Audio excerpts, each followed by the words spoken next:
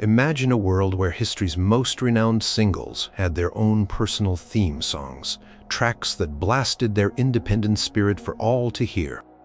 What if their very lives were the anthems, echoing their choices, their passions, their dedication to something beyond the conventional? Could their stories of forging unique paths, often alone, inspire a different kind of playlist for our own lives?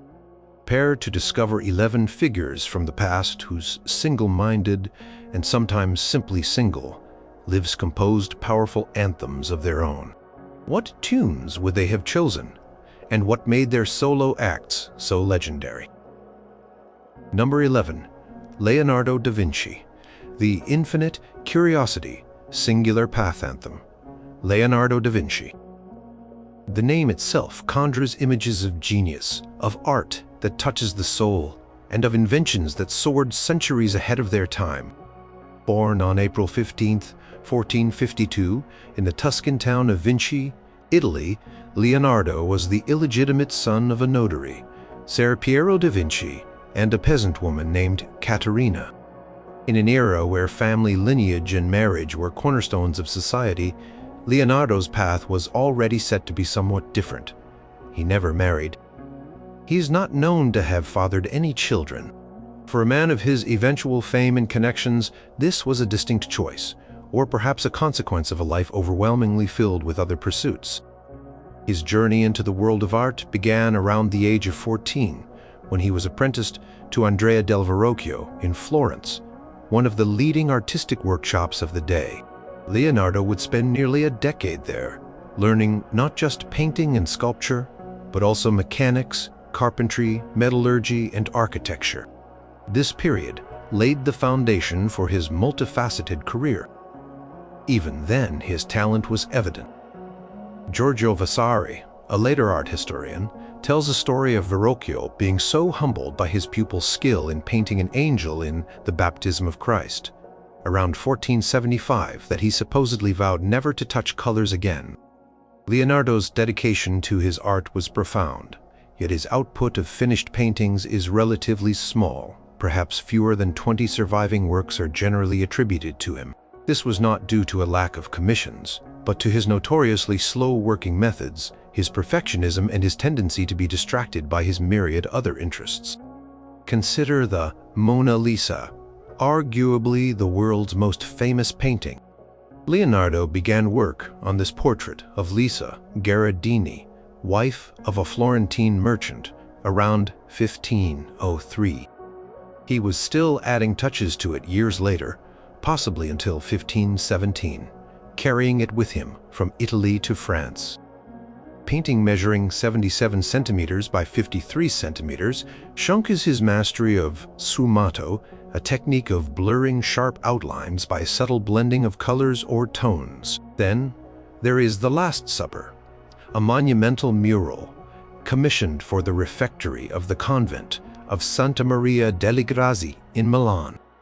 Leonardo worked on this piece, which is approximately 4.6 meters high and 8.8 meters wide, from 1495 to 1498. Instead of using the traditional, durable fresco technique, he experimented with tempera paint on a dry, sealed plaster wall. This choice allowed him greater detail and luminosity, but proved disastrous for its longevity, with the paint beginning to flake within decades of its completion. This scene depicts the shock of the 12 apostles as Jesus announces that one of them will betray him. Beyond these iconic images, Leonardo's mind was a whirlwind of scientific inquiry and invention. His notebooks, thousands of pages of which survive, are testament to this relentless curiosity.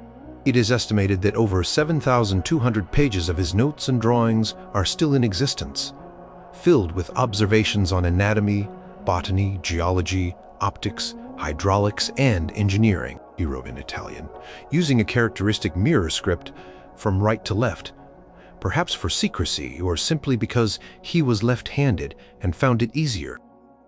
His anatomical studies were groundbreaking.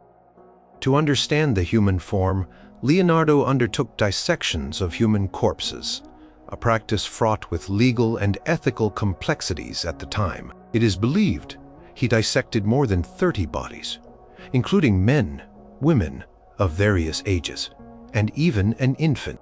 His detailed drawings of the skeleton, muscles, organs, and the vascular system were astonishingly accurate, centuries ahead of contemporary medical texts. He performed these dissections in hospitals in Florence, Milan, and Rome, often under difficult conditions. His engineering concepts were visionary. He designed a helicopter, like Ariel's screw, over 400 years before the first successful helicopter flight.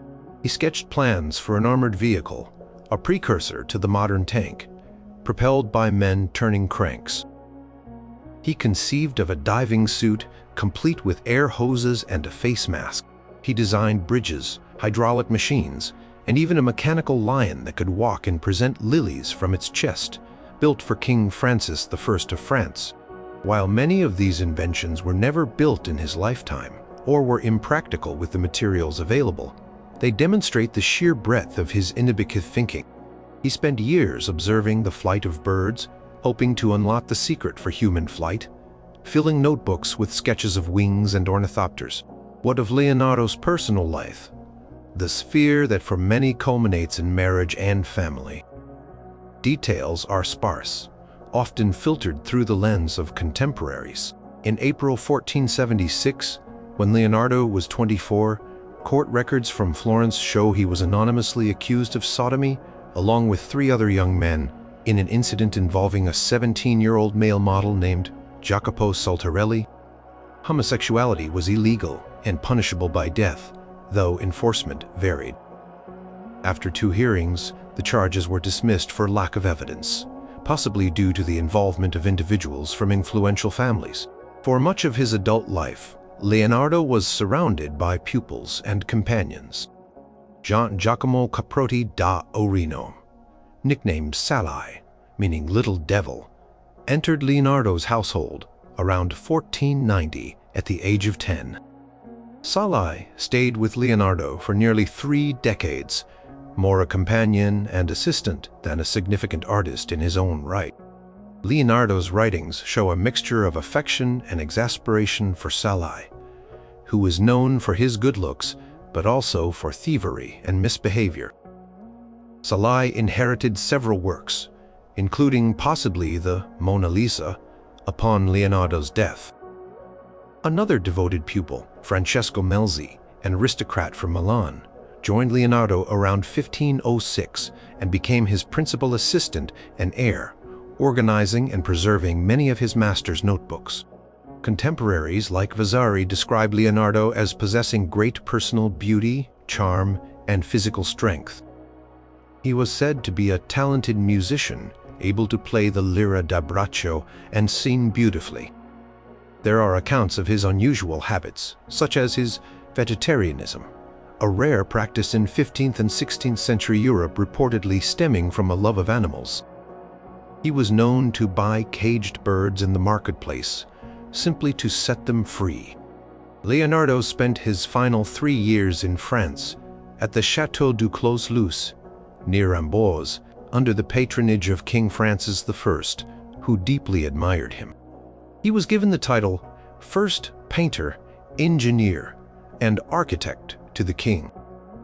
He died there on May 2nd, 1519, at the age of 67, with his friend Francesco Melzi by his side.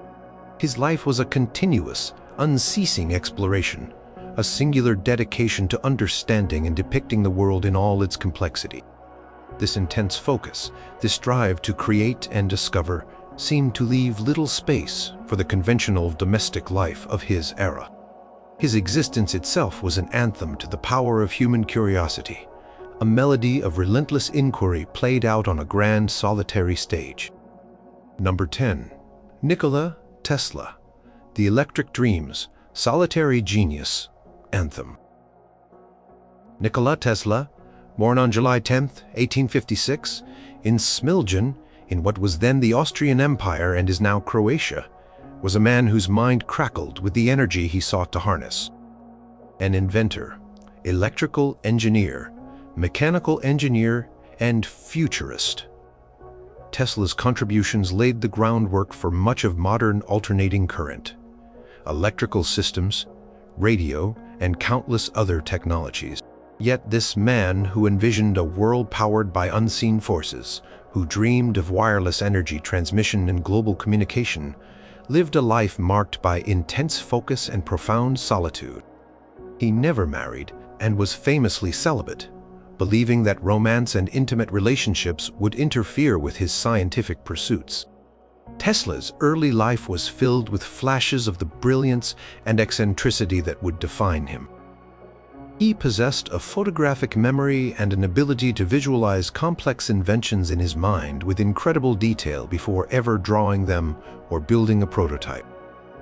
He studied engineering at the Austrian Polytechnic in Graz, and later attended the University of Prague, though he did not graduate from either. In 1881, he began working for a telegraph company in Budapest, where he made his first invention, a telephone repeater. It was also in Budapest, during a walk in a park in 1882, that the solution for a brushless AC motor came to him in a sudden vision. In 1884, with just 4 cents in his pocket, a book of his own poetry, and a letter of introduction to Thomas Edison, Tesla arrived in the United States. He began working for Edison, but the two geniuses soon clashed. Edison was a proponent of direct current, DC, while Tesla was convinced that AC was superior for widespread electrical distribution. The disagreement was not just technical, but also stylistic. Edison was a practical trial-and-error inventor, while Tesla was a visionary theorist. After a dispute over payment for redesigning Edison's DC dynamos, Tesla claimed he was offered $50,000, a promise Edison dismissed as a joke. Tesla resigned after only about 6 months. The late 1880s and 1890s were Tesla's most fertile period. He established his own laboratory and developed the AC induction motor, polyphase AC systems, and the Tesla coil, an electrical resonant transformer circuit capable of producing high voltage, high-frequency alternating currents. His demonstrations were legendary. He would illuminate gas discharge tubes wirelessly, pass high-frequency currents through his own body to light lamps, and create artificial lightning. In 1893, Tesla's AC system was chosen to illuminate the world's Columbian Exposition in Chicago, a dazzling display that showcased its advantages over DC. Shortly thereafter, George Westinghouse, who had licensed Tesla's axe patents, won the contract to build the first hydroelectric power plant at Niagara Falls, using Tesla's technology. This marked a decisive victory in the War of the Currents. Tesla received royalties for his patents for a time, but in a move that some sources suggest was to save Westinghouse's company from financial ruin, he later agreed to forego substantial future royalties. Despite his successes, Tesla's ambitions often outstripped his financial resources. His dream was wireless power transmission. From 1899 to 1900, he conducted experiments at a laboratory in Colorado Springs, Colorado. Here, he built a massive Tesla coil, 52 feet in diameter, which produced artificial lightning bolts over 100 feet long and created man-made thunder audible 15 miles away. He claimed to have detected signals from extraterrestrial life during these experiments, though this was met with skepticism. His grandest and ultimately most ill-fated project was Wardenclyffe Tower in Shoreham, Long Island, initiated around 1901, backed by financier J.P. Morgan, with an initial investment of $150,000 equivalent to several million today. Tesla envisioned Wardenclyffe not just for wireless telegraphy across the Atlantic, but as the first step in a global system for transmitting power and information wirelessly. The tower, a wooden structure nearly 187 feet tall, was topped with a 68-foot diameter copper dome. However, when Guglielmo Marconi made his famous transatlantic radio transmission in December 1901, using simpler, less expensive technology, Morgan's enthusiasm waned, especially when Tesla confessed his true aim was wireless power, not just communication. By 1906, the project was abandoned, and the tower was eventually demolished in 1917 to sell for scrap. Tesla's personal life was as unconventional as his scientific ideas. He lived most of his adult life in New York City hotels, moving from one to another as his finances fluctuated. He had specific, almost ritualistic, daily habits. He claimed to need only a few hours of sleep, often working through the night. He was meticulously well-dressed and had a keen sense of style. He was also known for his phobias and obsessive behaviors. He had a strong aversion to germs, round objects, jewelry, especially pearl earrings, and touching hair. He would polish his dining utensils to a gleaming shine and used an enormous number of napkins, 18 at each meal. He dedicated himself entirely to his work, viewing celibacy as a means to preserve his mental energies for invention. He once stated, "I do not think you can name many great inventions that have been made by married men." While he admired women and was said to be admired by them, he chose a solitary path. His closest companions in his later years were pigeons, particularly a specific white pigeon that he claimed to love almost as a human being. He would feed the pigeons in Bryant Park and even bring injured ones back to his hotel room to nurse them. As he aged, Tesla became more reclusive and eccentric. While he continued to generate ideas and receive numerous honors, his financial situation was often precarious. He held over 300 patents in various countries. He died alone in his room at the Hotel New Yorker on January 7, 1943, at the age of 86. His work had electrified the world, but he lived and died a man apart. His life a powerful humming anthem of singular devotion to the electric dreams that filled his mind. His legacy, once somewhat obscured, has seen a major resurgence, with his name now synonymous with visionary innovation and the power of a dedicated, if solitary, genius. Number 9. Queen Elizabeth I, The Realm Over Romance. Anthem. Elizabeth Tudor, who reigned as Queen Elizabeth I of England and Ireland from November 17, 1558, until her death on March 24, 1603, was one of history's most iconic and effective monarchs.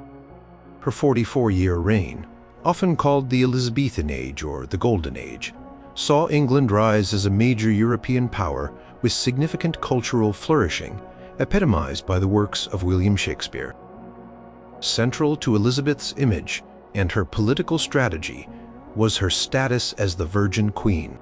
She never married and had no children, a decision that fascinated, frustrated, and ultimately empowered her throughout her long rule. Born on September 7, 1533, at Greenwich Palace, Elizabeth was the daughter of King Henry VIII and his second wife, Anne Boleyn. Her early life was fraught with instability. When Elizabeth was just 2 years and 8 months old, her mother was executed on charges of treason and adultery, and Elizabeth herself was declared illegitimate. She experienced a succession of stepmothers and a shifting status in the line of succession. Despite these tumultuous beginnings, she received an excellent education, becoming fluent in several languages, including Latin, Greek, French, and Italian. When her half-sister, Mary I, a devout Catholic, ascended the throne in 1553, Elizabeth, a Protestant, found herself in a precarious position. She was implicated in Wyatt's rebellion in 1554, an uprising against Mary's planned marriage to Philip of Spain. Elizabeth was imprisoned in the Tower of London for nearly 2 months and then kept under house arrest at Woodstock Manor for almost a year. These experiences undoubtedly shaped her cautious and shrewd political instincts. Upon Mary's death in 1558, Elizabeth, then 25 years old, became queen. From the outset, the question of her marriage and the succession was a paramount concern for her counselors and Parliament. A female ruler was a rarity, and the expectation was that she would marry to secure an alliance, provide an heir, and have a man to guide her. Over the decades, numerous suitors, both domestic and foreign, vied for her hand. These included King Philip of Spain, her former brother-in-law, Archdukes Charles and Ferdinand of Austria, King Eric Ziv of Sweden, and Francois, Duke of Anjou and Alençon from France. At home, her childhood friend, Robert Dudley, Earl of Leicester, was a long-standing and favored candidate, though their relationship was complex and never led to marriage.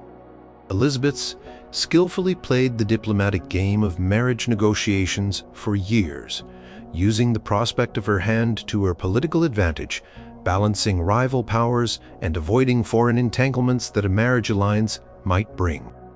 She often expressed a disinclination for marriage, famously declaring to Parliament in 1559, "And in the end this shall be for me sufficient, that a marble stone shall declare that a queen, having reigned such a time, lived and died a virgin." This was a carefully constructed image. While she might have had romantic attachments, particularly with Dudley, she never allowed them to dictate her political decisions or lead her to the altar. Her refusal to marry was a source of ongoing anxiety for her advisors, who worried about a disputed succession. Elizabeth, however, seemed to understand that remaining single preserved her autonomy and authority. As a married woman in that era, she would have been expected to defer to her husband. By remaining unmarried, she retained sole control over her policies and her kingdom. She cultivated the image of being married to her kingdom and people. This persona resonated with many of her subjects, fostering a sense of loyalty and national pride. Her reign faced numerous challenges. There were religious divisions between Protestants and Catholics, economic difficulties, and threats from foreign powers, most notably Spain. Papal Bull of 1570, Regnans in Excelsis, excommunicated Elizabeth and declared her a heretic, absolving her Catholic subjects from allegiance to her. This intensified plots against her life, such as the Rodolphi plot in 1571 and the Babington plot in 1586, which led to the execution of her cousin Mary, Queen of Scots. Mary, a Catholic with a strong claim to the English throne, had been a focal point for Catholic conspiracies for nearly 2 decades while imprisoned in England. One of the defining moments of Elizabeth's reign was the defeat of the Spanish Armada in 1588.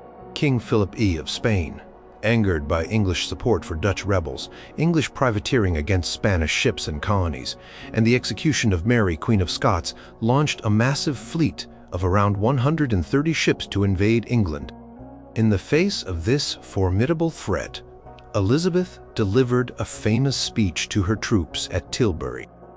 Though accounts vary slightly, she is reported to have said, "I know I have the body of a weak and feeble woman, but I have the heart and stomach of a king, and of a king of England, too." The English fleet, aided by superior tactics and severe storms, the Protestant wind, defeated the Armada, a victory that boosted English morale and prestige immensely. Culturally, the Elizabethan era was a period of extraordinary artistic and literary achievement.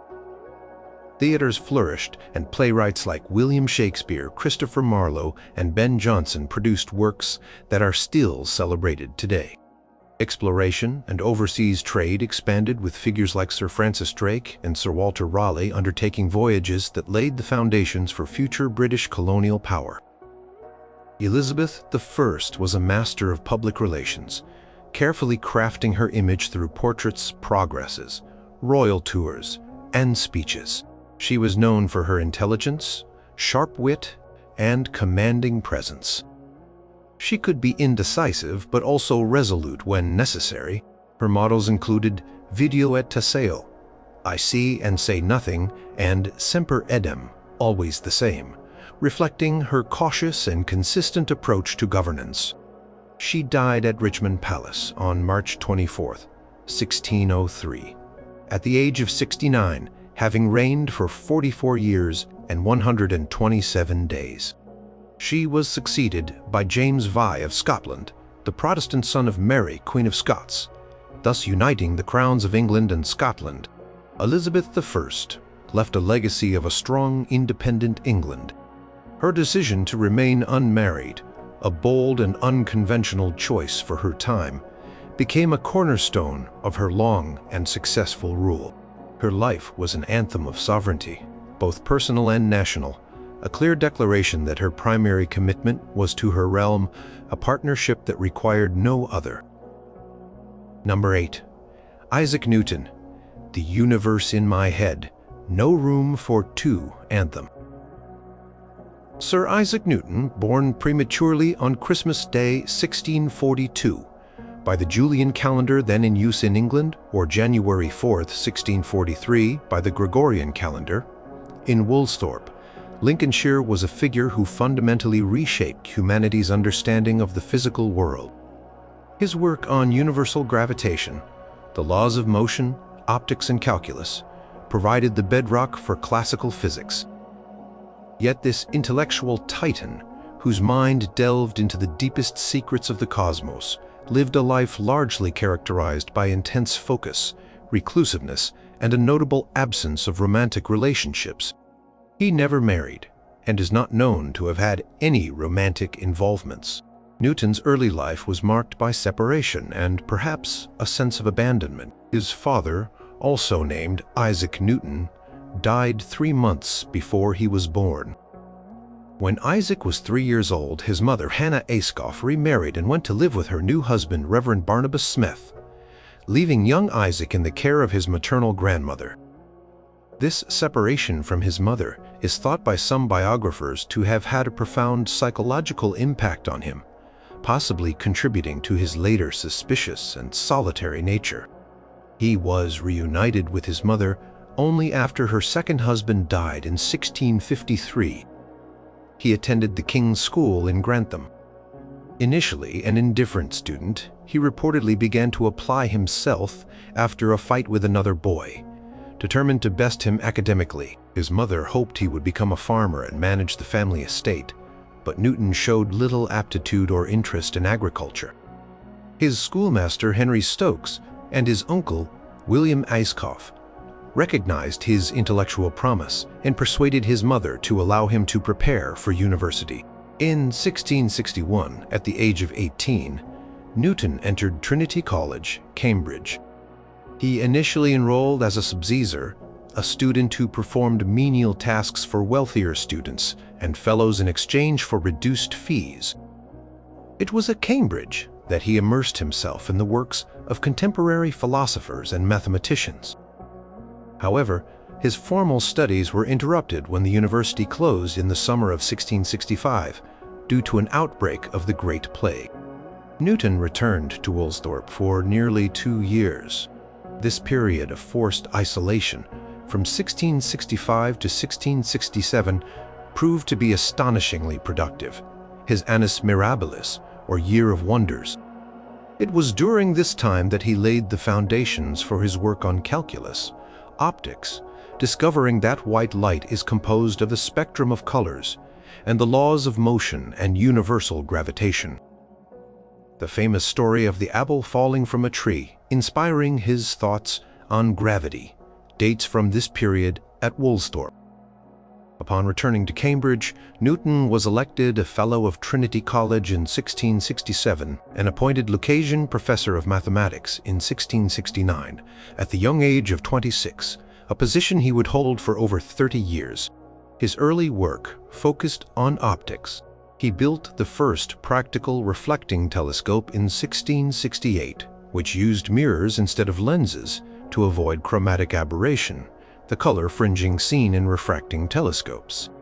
This invention brought him to the attention of the Royal Society, to which he was elected a Fellow in 1672. His paper on light and colors presented to the Society sparked intense debate, particularly with Robert Hooke, another prominent scientist.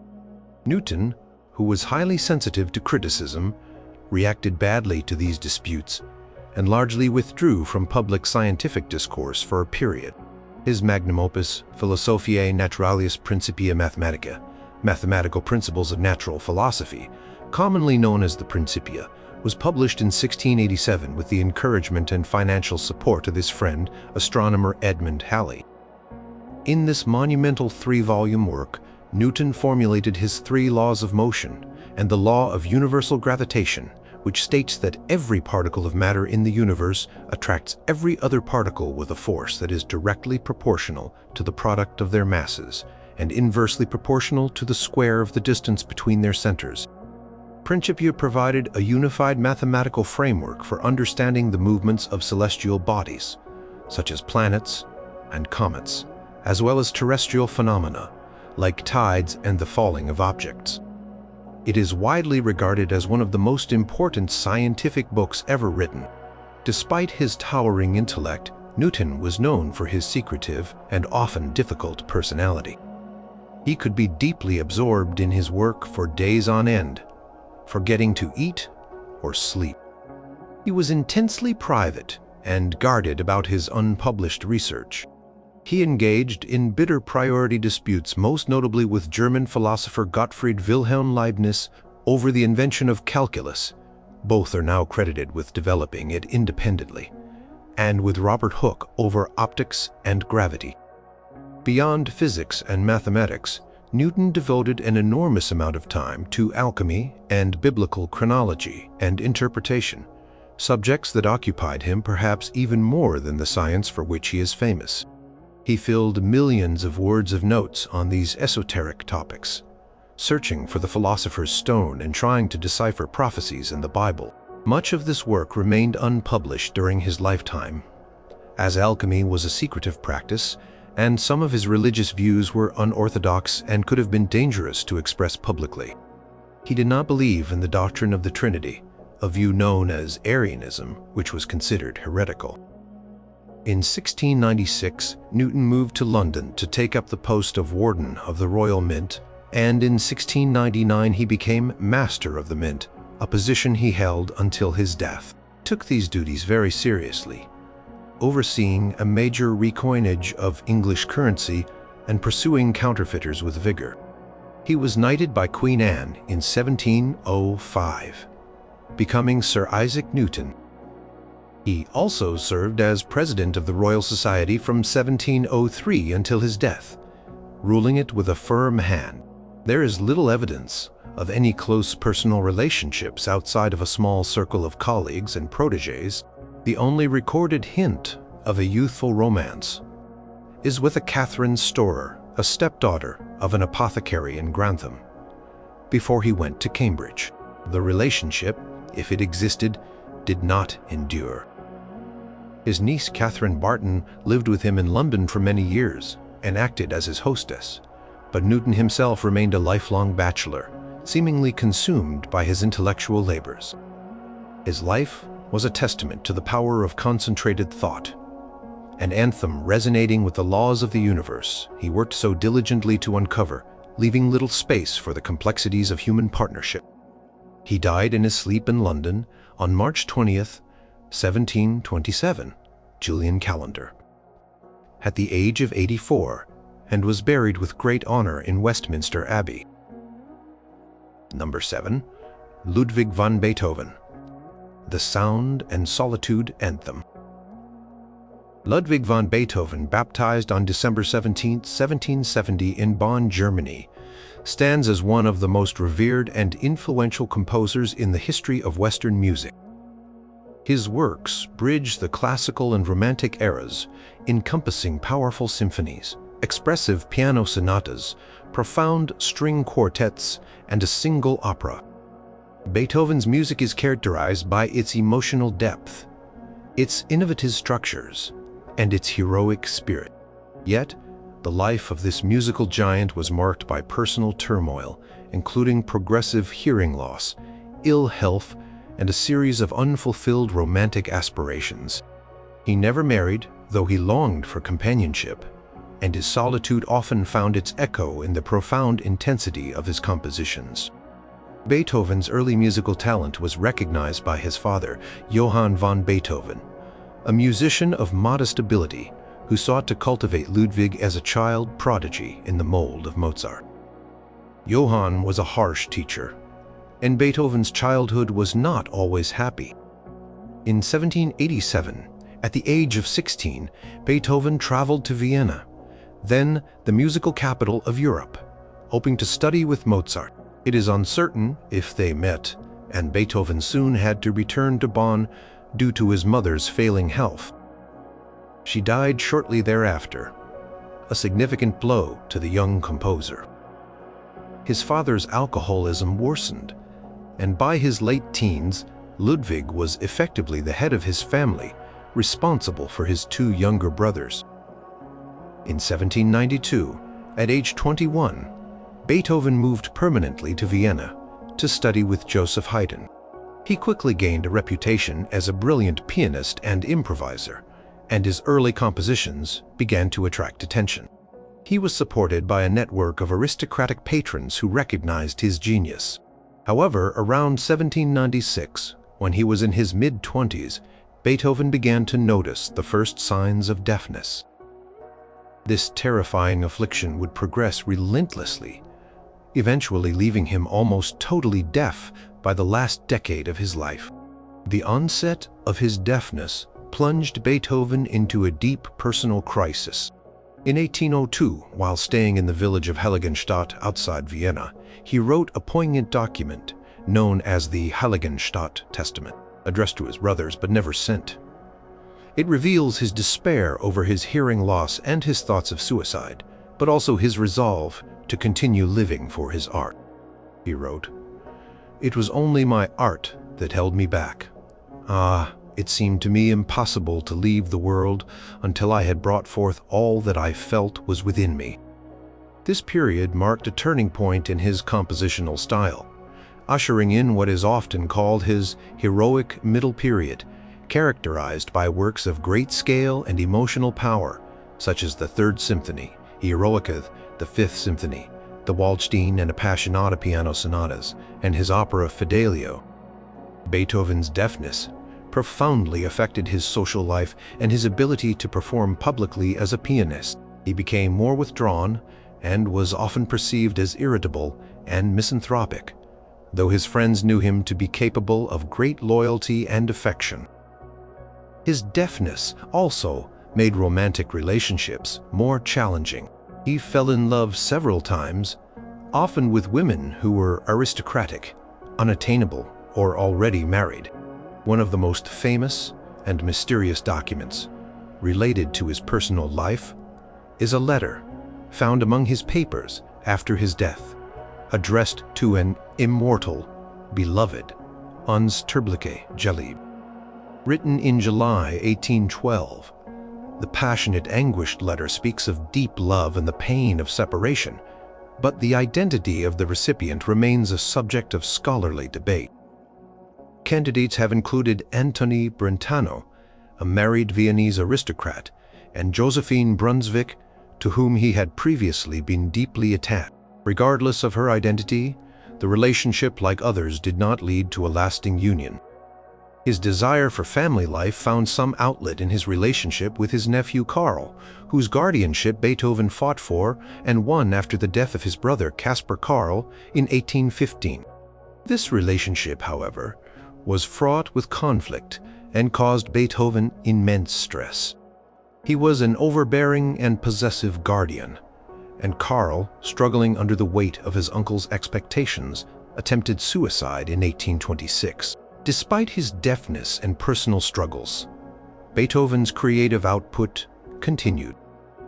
His late period, from around 1815 until his death, produced some of his most profound and innovative works, including the Ninth Symphony with its famous Ode to Joy coro finale, the Missa Solemnis, and the late string quartets. These works are characterized by their intellectual depth, complex structures, and intense spirituality. Communicated with visitors using conversation books, in which they would write their questions and comments. Beethoven was known for his disheveled appearance, his messy apartments, and his disregard for social conventions when absorbed in his work.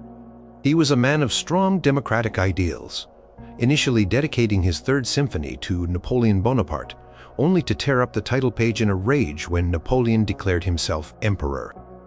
He struggled with various health problems throughout his life, including abdominal pain, liver disease, possibly cirrhosis, and recurring illnesses. He died in Vienna on March 26, 1827, at the age of 56, during a thunderstorm.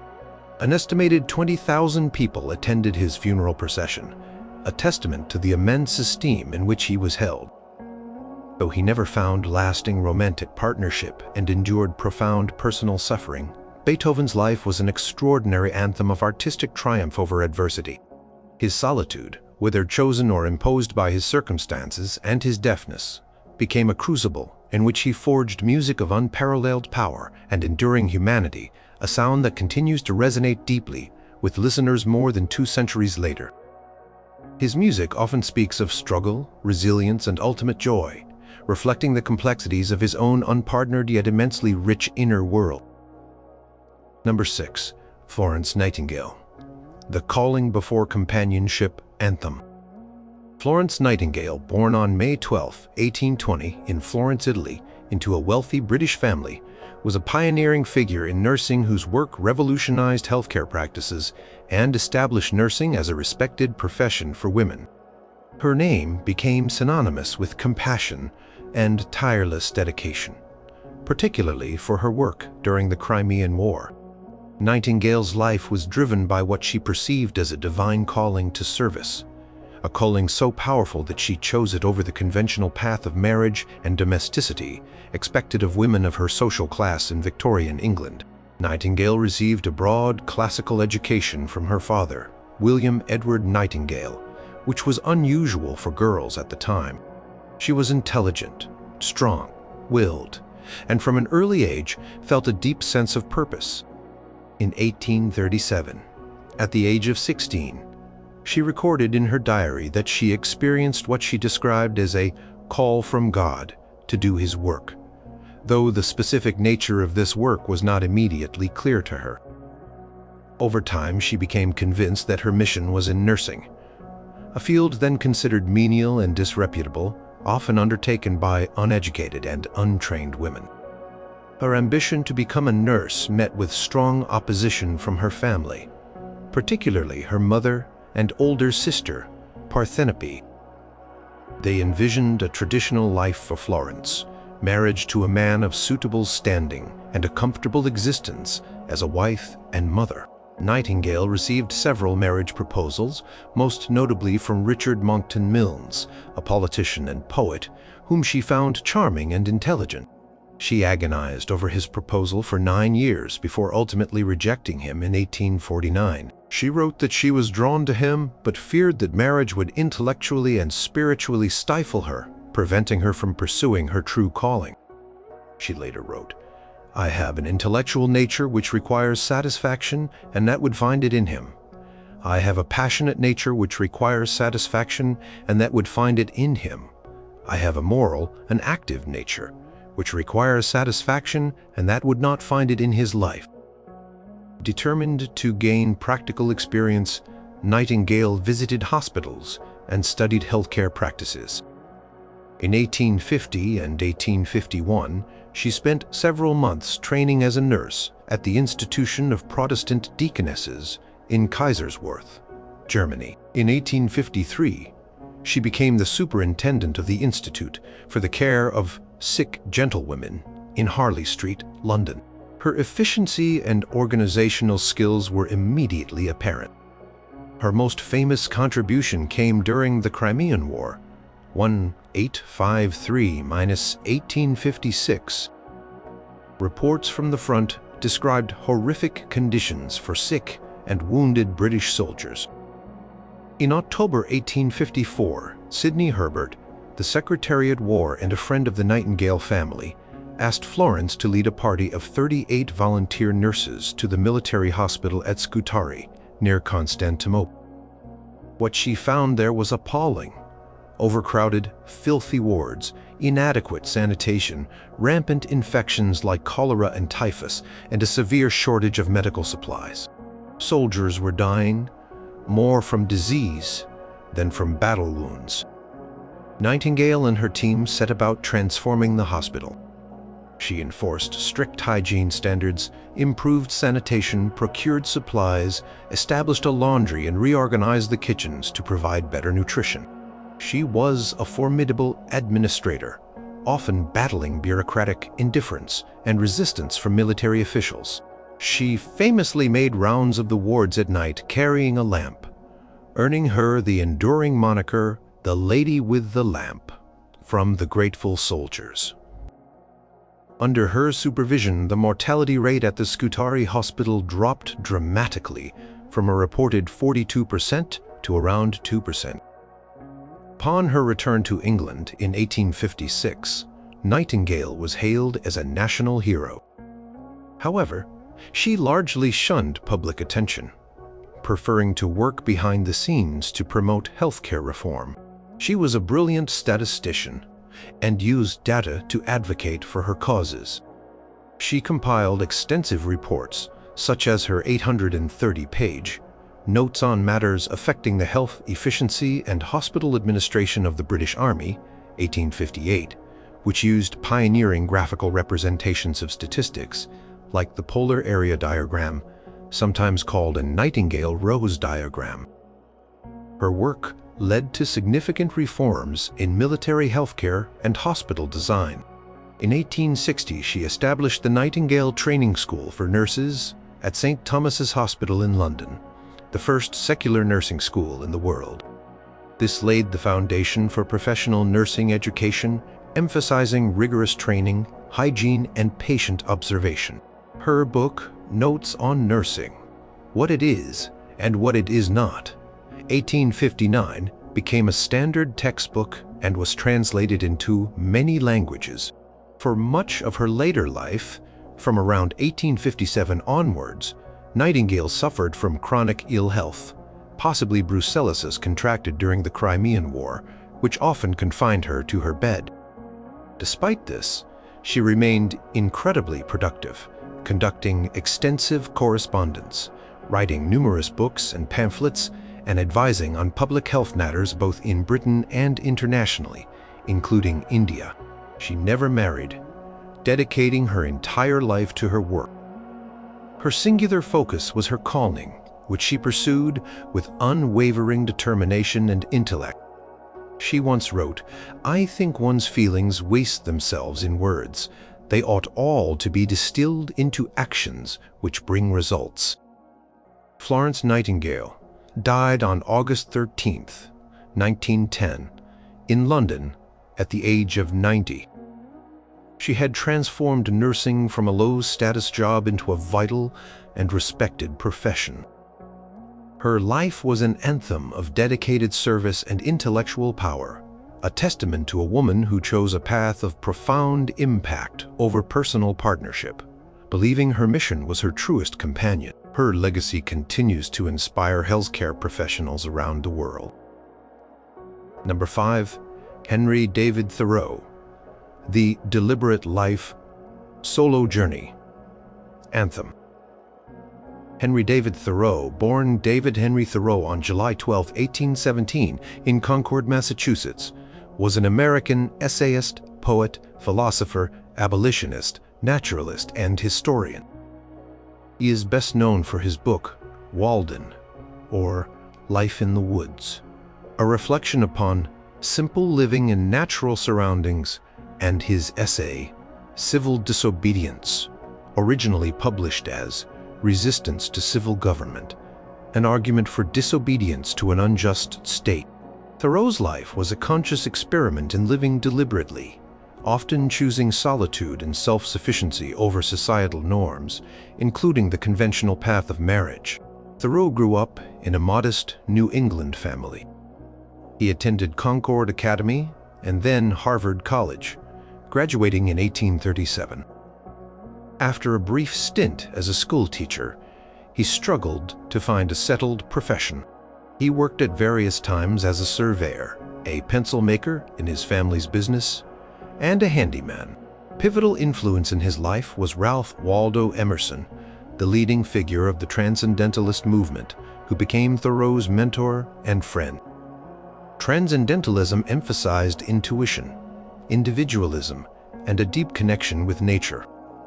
From July 4, 1845 to September 6, 1847, Thoreau embarked on his most famous experiment. He lived alone in a small cabin he built himself on the shores of Walden Pond, on land owned by Emerson, near Concord. This 2-year, 2-month, and 2-day sojourn was not an escape from society entirely. He frequently walked into Concord and received visitors, but rather an attempt to live simply, economically, and with purpose, away from the distractions and materialism he saw in mainstream society. He documented his experiences in Reflections in Walden, which was published in 1854. In it, he wrote, "I went to the woods because I wished to live deliberately, to front only the essential facts of life and see if I could not learn what it had to teach, and not, when I came to die, discover that I had not lived." His cabin at Walden Pond was modest, costing him just $28.12 to build, about $900 in today's currency. He cultivated a bean field, fished, observed nature meticulously, read and wrote. Walden is a rich tapestry of observations about the natural world, critiques of societal conventions, and philosophical musings on self-reliance, simplicity, and the pursuit of spiritual truth. He detailed his expenses to show how little money was needed to live a fulfilling life if one focused on essentials. During his time at Walden in July 1846, Thoreau spent a night in jail for refusing to pay a poll tax. This act of protest was against slavery and the Mexican-American War. He believed the tax supported these unjust institutions. His experience led him to write Resistance to Civil Government, in which he argued that individuals should not permit governments to overrule their consciences and that they have a duty to avoid allowing such acquiescence to enable the government to make them agents of injustice. This essay later influenced figures like Mahatma Gandhi and Martin Luther King Jr. in their advocacy of nonviolent resistance. Thoreau never married and seemed to value his independence and solitude for his work and personal growth. While he had friendships and was part of the Concord intellectual circle, his primary commitment was to his own rigorous self-examination and his engagement with nature. There is some speculation about his romantic life, or lack thereof. He was close to Emerson's wife, Lydian, and some scholars suggest a complex, perhaps unexpressed, attachment. He also had a friendship with Ellen Sewell, who ultimately rejected a proposal from him and his brother John, possibly due to her father's disapproval of the Thoreau's transcendentalist leanings. However, for the most part, Thoreau's writings and life suggest a man content with, and often actively seeking, a solitary path that allowed for deep introspection and observation. Beyond Walden and civil disobedience, Thoreau was a prolific writer of essays, journal entries, and poetry. His journals, kept for over 20 years, amount to more than 2 million words and are filled with detailed observations of nature in Concord, reflecting his deep interest in botany, ecology, and natural history. He was a keen observer of seasonal changes, plant life, and animal behavior. Works published posthumously, such as The Maine Woods and Cape Cod, further showcase his skills as a naturalist and travel writer. Thoreau was a staunch abolitionist. He delivered anti-slavery speeches, aided fugitive slaves on the Underground Railroad, and famously defended the radical abolitionist John Brown after his raid on Harper's Ferry. Thoreau's essay, A Plea for Captain John Brown, was a passionate defense of Brown's actions. His health began to decline in the late 1850s. He contracted tuberculosis, a disease that had also claimed his brother John and sister Helen. Despite his illness, he continued to write and revise his manuscripts. He died on May 6, 1862, in Concord, at the age of 44. His final words were reportedly moose and Indian. Thoreau's life was an anthem to individualism and conscious living. He challenged societal expectations and urged people to simplify their lives, connect with nature, and live according to their principles. His choice to remain unmarried was consistent with his broader philosophy of self-reliance and freedom from conventional constraints. He sought a different kind of richness, found not in possessions or societal approval, but in the deliberate and thoughtful engagement with the world and oneself. His solo journey by Walden Pond became a powerful symbol of this quest for an authentic and meaningful existence. Number 4. Søren Kierkegaard. The Faith, Fear, and Flying Solo Anthem. Søren Abie Kierkegaard, born on May 5, 1813 in Copenhagen, Denmark, was a philosopher, theologian, poet, social critic, and religious author whose work explored themes of individual existence, faith, angst, choice, and the nature of truth. Often regarded as the first existentialist philosopher, Kierkegaard's writings are characterized by their passionate engagement, psychological depth, and often indirect, pseudonymous style. A pivotal event in his life, and one that profoundly shaped his philosophical outlook, was his broken engagement to Regine Olsen, a decision that underscored his commitment to a solitary path seemingly dictated by his religious convictions and complex inner world.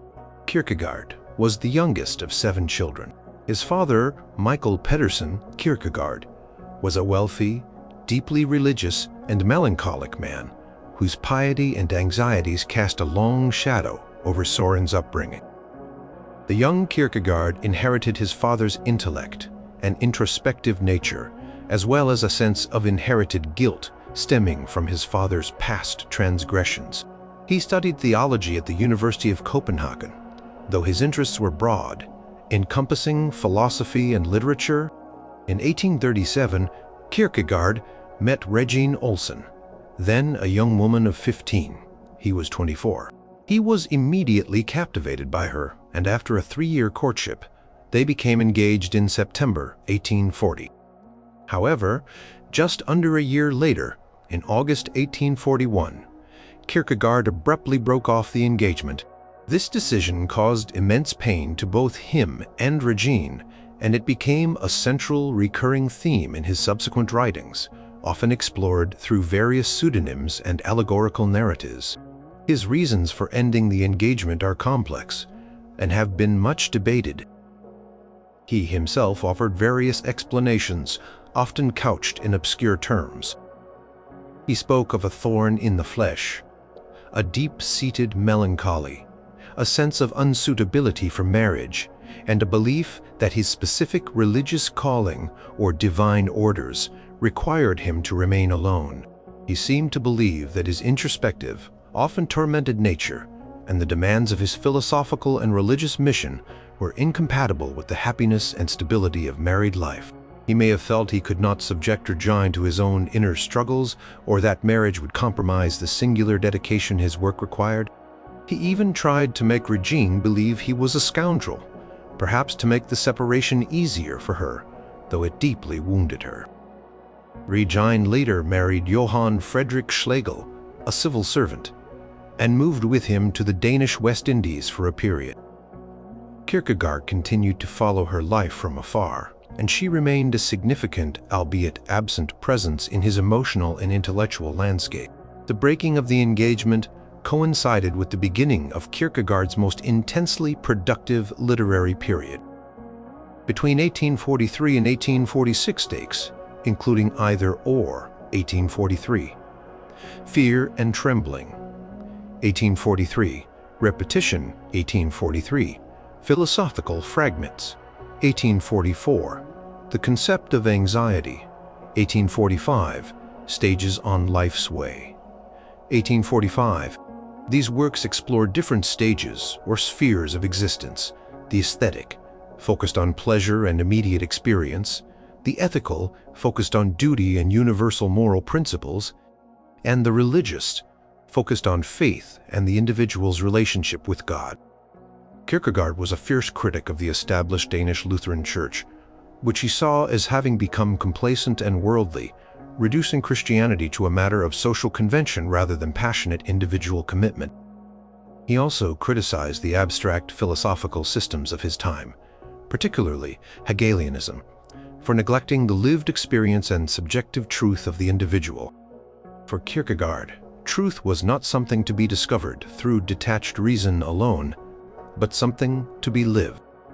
Faith, in particular, involved a leap, a passionate commitment made in the face of uncertainty and paradox, as exemplified by Abraham's willingness to sacrifice Isaac in fear and trembling. His use of pseudonyms was a deliberate literary strategy. Each pseudonym represented a distinct authorial persona and point of view, allowing Kierkegaard to explore complex ideas from multiple perspectives without directly endorsing any single one. This indirect communication was intended to provoke readers to think for themselves and to confront the existential questions he raised. Kierkegaard lived a relatively isolated life in Copenhagen, supported by his inheritance. He was a familiar figure on the city streets, known for his distinctive appearance and his habit of engaging passers-by in conversation. However, he had few close friends. His later years were marked by a public attack on The Corsair, a satirical newspaper that had ridiculed him, and then by his increasingly direct and polemical assaults on the Danish church, culminating in a series of pamphlets titled The Instant. He never married and seemed to embrace his solitude as necessary for his philosophical and religious work. His writings often emphasized the importance of the individual, the single one, den enkelt, standing alone before God. This solitary stance was not just a philosophical position, but a lived reality for Kierkegaard. His health deteriorated in 1855, and he collapsed in the street in October.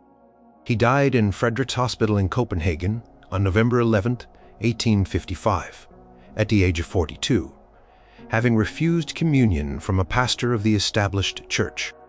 His work, largely unappreciated during his lifetime outside of Denmark, gained significant influence in the 20th century, impacting existentialism, theology, psychology, and literature. Kierkegaard's life, particularly his renunciation of marriage for what he perceived as a higher solitary calling, became an anthem of existential commitment, a journey into the depths of faith and selfhood undertaken alone, with fear, trembling, and profound intellectual courage. Number 3. James Buchanan, The Presidential Singularity Anthem. James Buchanan, Jr., born on April 23, 1791, in Cove Gap, Pennsylvania, holds a unique distinction in American history. He was the 15th President to 1861, and he is the only United States president to have never married.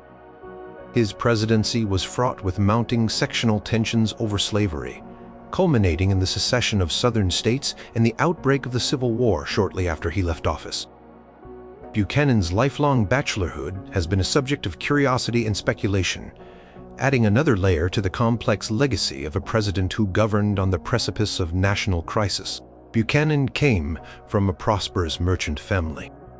He was a gifted student, graduating with honors from Dickinson College in Carlisle, Pennsylvania, in 1809.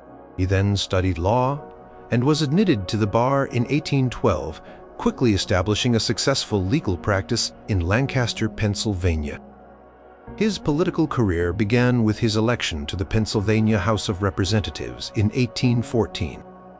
He later served in the United States House of Representatives for 5 terms, 1821–1831, as Minister to Russia, 1832–1833, under President Andrew Jackson, and as a United States Senator from Pennsylvania, 1834–1845. He also served as Secretary of State under President James K. Polk, 1845–1849, during which time he played a key role in the negotiations related to the Oregon Treaty.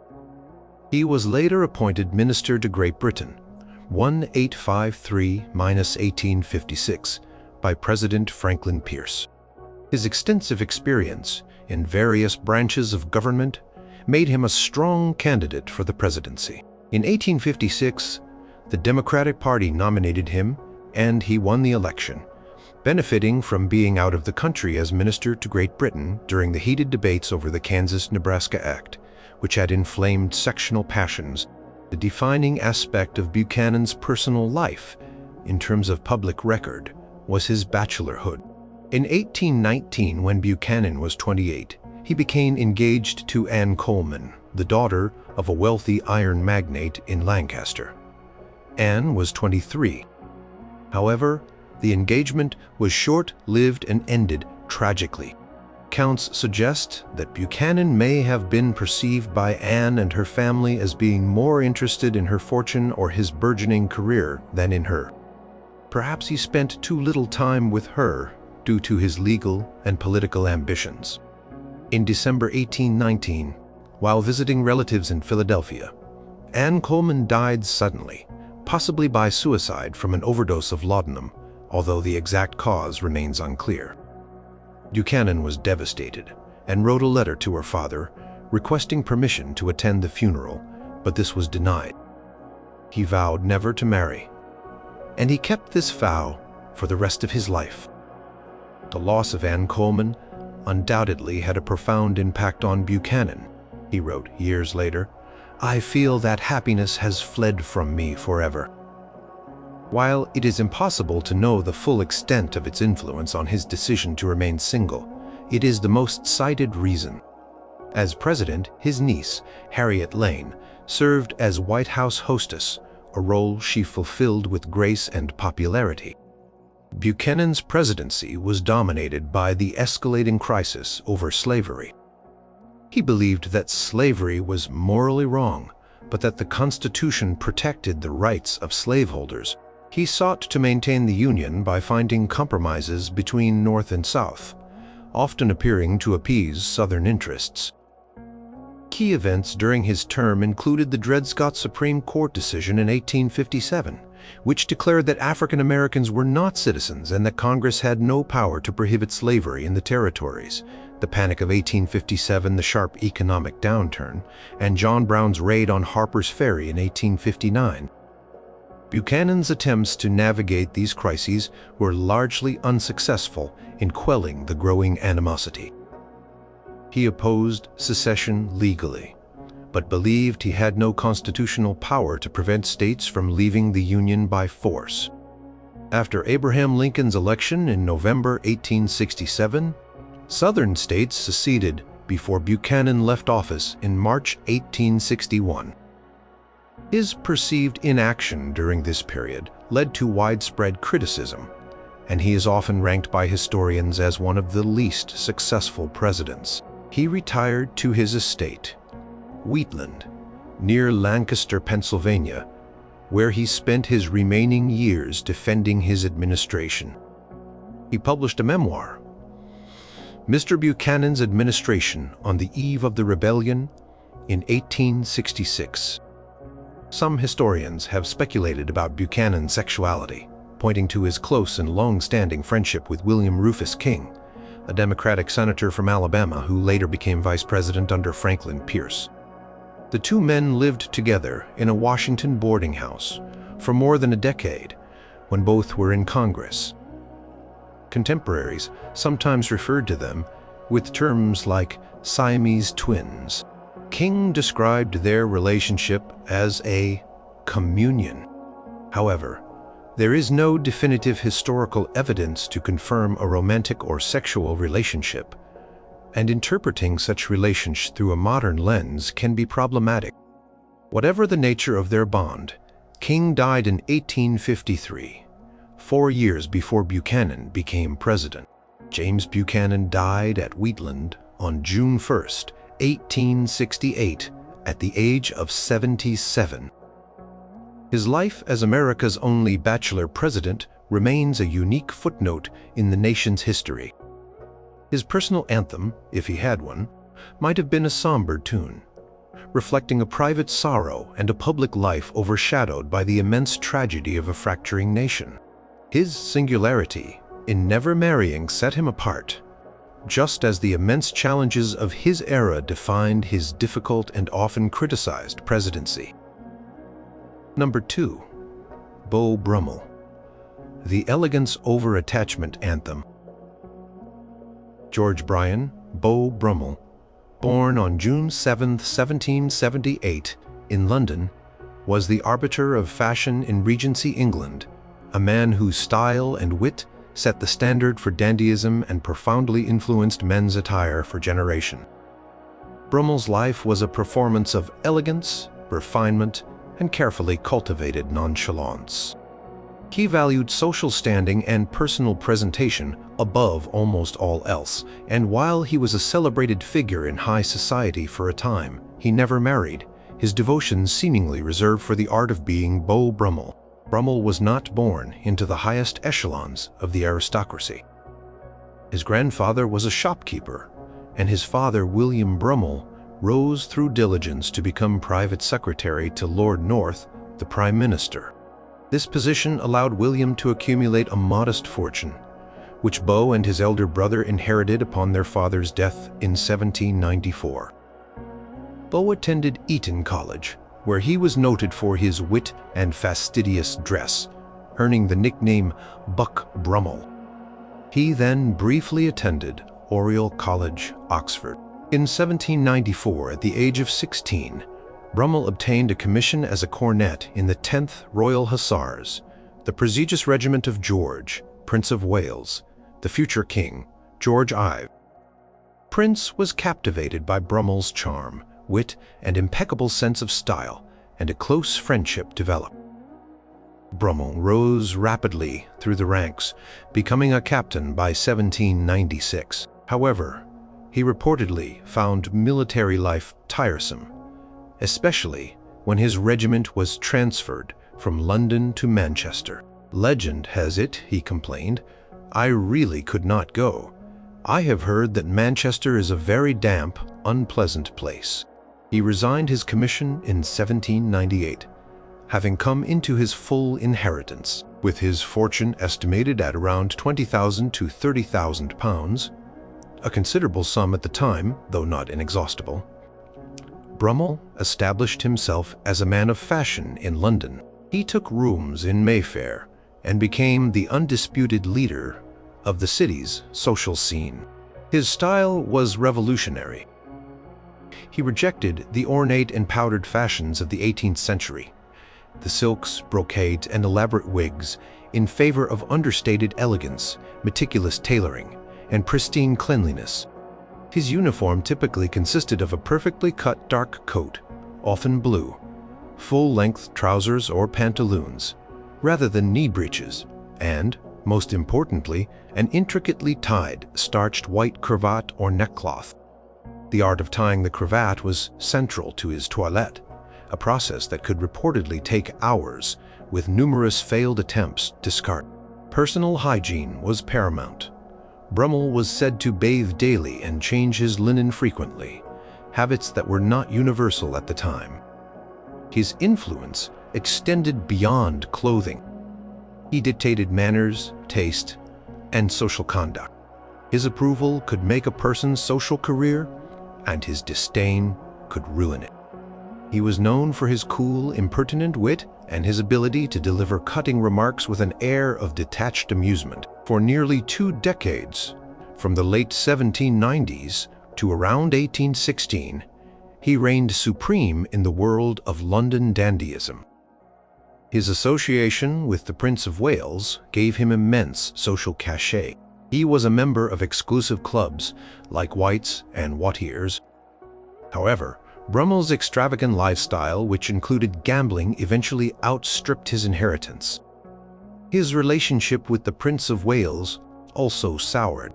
The most famous, though possibly apocryphal, story tells of Brummel, after a period of estrangement, encountering the prince walking with Lord Alvanley. Brummel supposedly acknowledged Alvanley, but pointedly ignored the prince, asking loudly, "Alvanley, who's your fat friend?" This insult, if it occurred, would have been unforgivable. Whatever the precise cause, by around 1813, the two were estranged. Without royal favor and with mounting debts, Brummel's position became untenable. In May 1816, facing debtor's prison, he fled England for Calais, France, never to return. He lived in Calais for 14 years, maintaining some semblance of his former lifestyle on a reduced income, partly supported by friends from England. He continued to pay meticulous attention to his appearance, even in exile. In 1830, through the influence of friends, he obtained a minor consular post in Caen, Normandy. However, the salary was insufficient, and the post was abolished in 1832. His financial situation worsened, and his health began to decline. He suffered from strokes and increasing senility. In 1835, he was imprisoned for debt in Caen. Friends once again rallied to secure his release. His final years were spent in poverty and mental decay at the Bon Sauveur Asylum, a charitable institution in Caen. The once immaculate Beau Brummel, who had dictated fashion to an era, became neglectful of his appearance, his mind lost in delusions of his former glory. Beau Brummel died on March 30th, 1840, at the age of 61, and was buried in the Protestant cemetery in Caen. He never married and is not known to have had any significant romantic relationships. His life was dedicated to the cult of self, to the creation and maintenance of an idealized persona. His anthem was one of sartorial perfection and social performance, a dedication to surface and style that left little room for the deeper entanglements of love or family. He was, in a sense, married to his own image, a partnership that ultimately proved as fragile as his fortune. Yet, his influence on men's fashion was lasting, ushering in an era of masculine simplicity and tailored elegance that continues to resonate. Number 1. Giacomo Casanova, The Freedom is My Mistress Anthem. Giacomo Girolamo Casanova, born on April 2, 1725, in Venice, Italy, was an adventurer, author, and most famously a lover whose name became synonymous with seduction.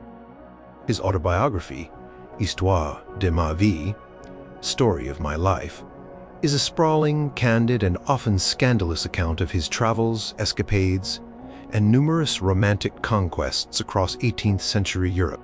Casanova's life was a whirlwind of constant movement, reinvention, and pursuit of pleasure, a relentless quest for freedom in all its forms, including freedom from the constraints of marriage or lasting commitment. Casanova was the son of actors. His father died when Giacomo was young, and his mother, Sanetta Ferrucci, often toured, leaving him in the care of his grandmother. He was a sickly child, but displayed a precocious intellect. He entered the University of Padua at the age of 12 and received a degree in law at 17, though his studies also encompassed moral philosophy, chemistry, and mathematics. He briefly embarked on an ecclesiastical career, taking minor orders, but his amorous adventures soon led to his expulsion from the seminary. For the next several decades, Casanova led an itinerant life, traversing Europe and engaging in a remarkable variety of professions and pursuits. He was at various times a violinist in a Venetian theater orchestra, a secretary, a soldier, a magician, or at least he exploited the heir's interest in the occult, a financier, a diplomat, a spy, and a writer. He visited Paris, Dresden, Prague, Vienna, Warsaw, St. Petersburg, Madrid, London, and many other cities, often ingratiating himself with high society, equally often finding himself in trouble with the authorities. His most famous exploit was his daring escape from the Piombi, the notorious state prison in the Doge's palace in Venice, in 1756. He had been imprisoned without trial, likely for his dabbling in Kabbalism and Freemasonry, and for his generally dissolute lifestyle which offended the Venetian inquisitors.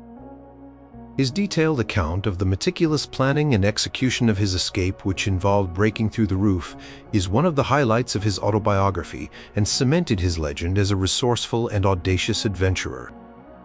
Throughout his travels, Casanova was involved in countless amorous affairs. His autobiography details relationships with more than 120 women and some men, though these encounters are described with more ambiguity. These ranged from fleeting encounters to more sustained relationships involving women from all walks of life: aristocrats, actresses, courtesans, nuns, and serving girls. Casanova prided himself on his skill as a lover, emphasizing mutual pleasure and often portraying himself as a liberator of women from societal constraints or unhappy situations. While his accounts are undoubtedly embellished and self-serving at times, they offer a vivid, if subjective, window into the sexual mores and social dynamics of 18th century Europe. He never married, though he came close on a few occasions and fathered several illegitimate children, for whom he generally showed little long-term responsibility. His primary attachment seemed to be to his own liberty and the thrill of new experiences. Casanova was a man of considerable intellect and charm. He was well-read, fluent in several languages, Italian, French, Latin, and could converse knowledgeably on a wide range of subjects. He met many of the notable figures of his era, including Voltaire, Rousseau, Mozart, Catherine the Great of Russia, and Frederick the Great of Prussia. However, his lifestyle, reliant on his wits, gambling, and the patronage of wealthy individuals, was inherently precarious. He experienced periods of great affluence and periods of dire poverty. As he aged, his charm began to fade, and his opportunities diminished. The changing social and political climate of Europe leading towards the French Revolution was less tolerant of adventurers like him. In 1774, he was permitted to return to Venice after nearly 2 decades of exile, but he failed to secure a stable position and left again in 1783. His final years from 1785 until his death were spent in relative obscurity and frustration as a librarian for Count Joseph Karl von Waldstein at his castle in Dux, Bohemia, now Dukovo, Czech Republic. It was here, in this quiet and often lonely setting, that Casanova, feeling out of step with the times and longing for his past glories, began to write his monumental autobiography. He wrote it in French, the dominant literary language of the era, primarily to combat boredom and to relive his adventurous past. The manuscript ran to nearly 3,600 handwritten pages. Giacomo Casanova died in Dux on June 4th, 1798, at the age of 73. His Histoire de ma vie was not published in its complete and unexpurgated form until the 20th century, but it quickly established his reputation as the archetypal libertine. His life was a relentless pursuit of freedom, freedom from societal norms, from financial constraints, though often unsuccessfully, and most notably, from the bonds of singular romantic commitment. His anthem was one of perpetual motion, seduction, and self-invention, a declaration that his ultimate mistress was liberty itself, a companion he chased across a continent for a lifetime.